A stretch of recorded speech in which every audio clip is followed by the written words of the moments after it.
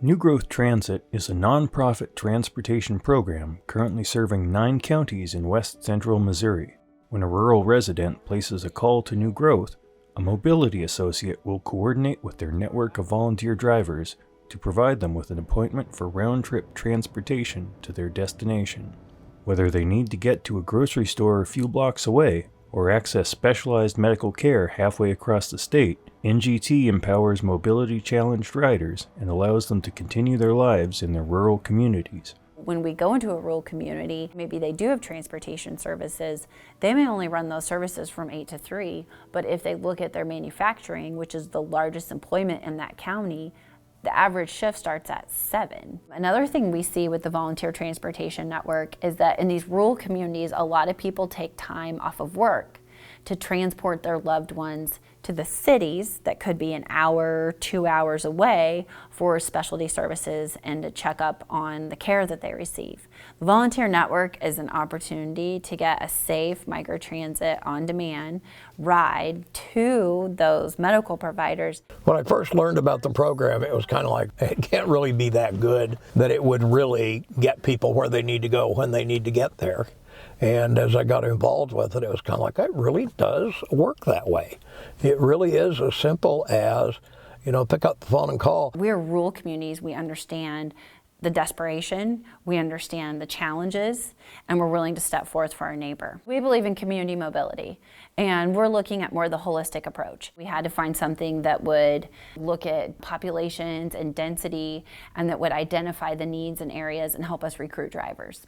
And so that's what led us to finding the collaboration with Volunteer Transportation Center out of New York State. And of course, we're nonprofits, so they shared a lot of their processes, they shared their forms, their applications. So, in some respects, we got the franchise for a Volunteer Transportation Network, and we got their years of experience. As uptake of the program increases, Mobility Management works to recruit more drivers. I found out about it kind of by accident. I was in a meeting of the Ministerial Alliance, actually. I had a presentation to do, and Kelly Ost from West Central Missouri Community Action Agency was in that meeting doing a presentation. We will go to any place that will have us to give talks, presentations. We don't have many marketing dollars, so we go there and talk, hand out our cards, and work at recruiting people. High percentages. Retired people that are looking for something to do, something to give back to their community. I have been blessed since then to get acquainted with a number of people who really need transportation.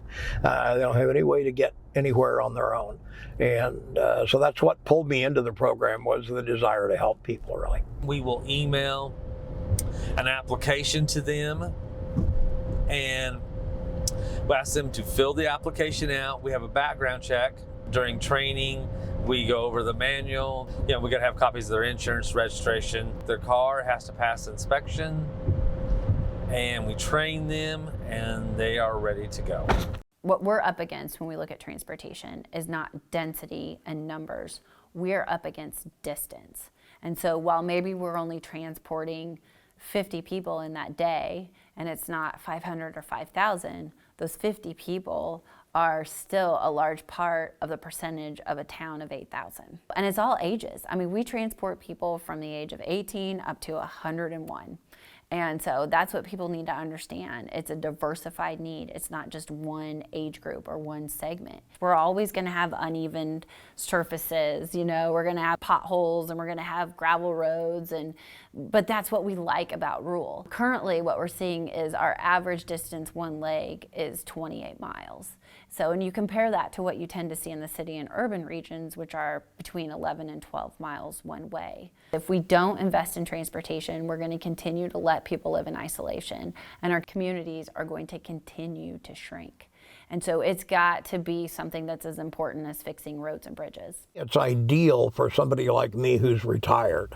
Doesn't make me a champion, it makes the program the champion, because it exists to help people. You know, you can continue to live in the community that is your home, and we can get you where you need to go when you have a doctor's appointment or a shopping or, you know, other necessary trips. Federal Office of Rural Health Policy, HRSA, they listened to a very small voice because there's a lot of problems out there. We have got to look at diversified funding. So we always believe that the model that we're developing will be both private and publicly funded. And so it's going to continue to demand private investment. And some of the private funding has been large endowments. We've also had memorial funding. We had an individual that we transported for dialysis. Unfortunately, he passed away, but his family were so touched by the services that our volunteers could offer that they provided us a memorial. I was told as long as you guys have people donating, they'll keep running. One thing that I think is unique to the Volunteer Transportation Network is the flexibility, not only in the hours of when they can serve, but additionally in the vehicles that they provide service in. So we see some volunteer drivers that have a truck that they can get down some really choppy dirt roads when they need to, but then additionally they certify and register maybe their wife's Buick.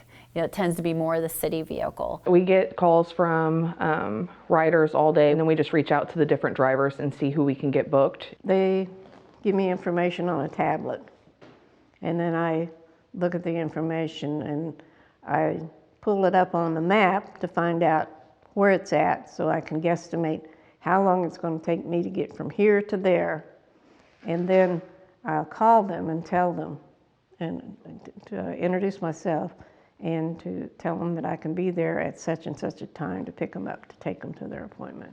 It's an interesting link for an old guy like me to be able to operate in a fairly technological world. Sometimes a rider will go to the doctor's appointment and then they'll find out after that they have to stop at the pharmacy, and usually they'll put a note in the app that says made stop at pharmacy, and then I can go into the app and kind of add that stop to make sure that the mileage gets accounted for. Sometimes we hear people's stories about how they haven't been to the doctor in years because they had no way to get there, and so it feels good to be able to finally get them in the places they need to go. This program gets people to their appointments at a time that's appropriate, rather than having a driver, you know, another program say, well, we can get you there, but we're going to have to drop you off an hour and a half early and won't be able to pick you up till 2 hours late. There's actually a college student that I pick up at Cuddy College, a local college, on Tuesdays. She's pre-med. She's in a program where she job shadows a doctor in the emergency room for a few hours.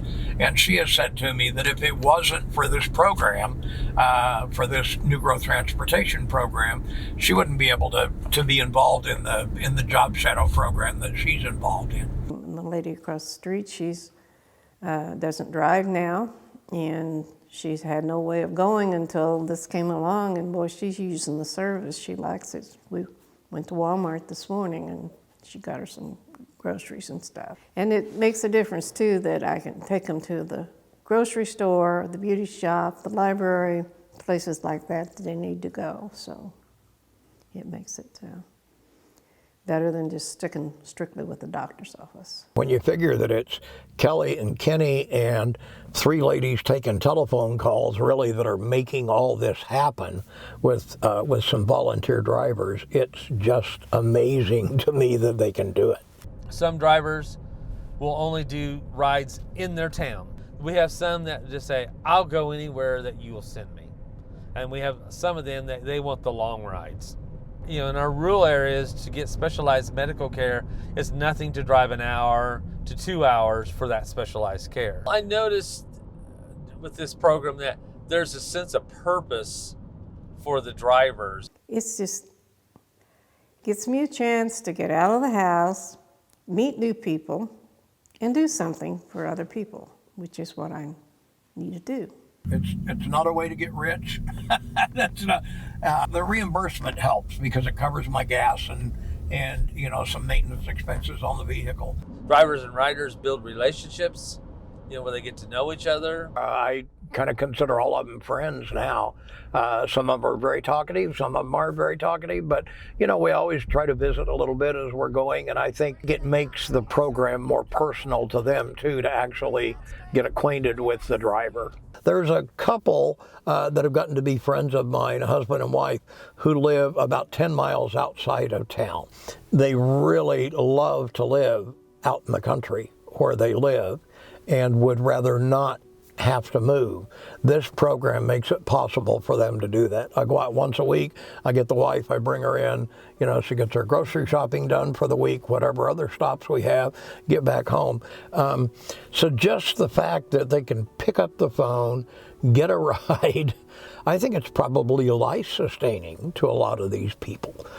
If they didn't have a program like this, I don't know that they would be able to live in a community like this. If we're going to make an investment, not only a financial investment, we've got to also make the investment in the relationships of these rural communities to build them back. But I don't really see a time when I wouldn't do it unless there comes a time when I can't do it.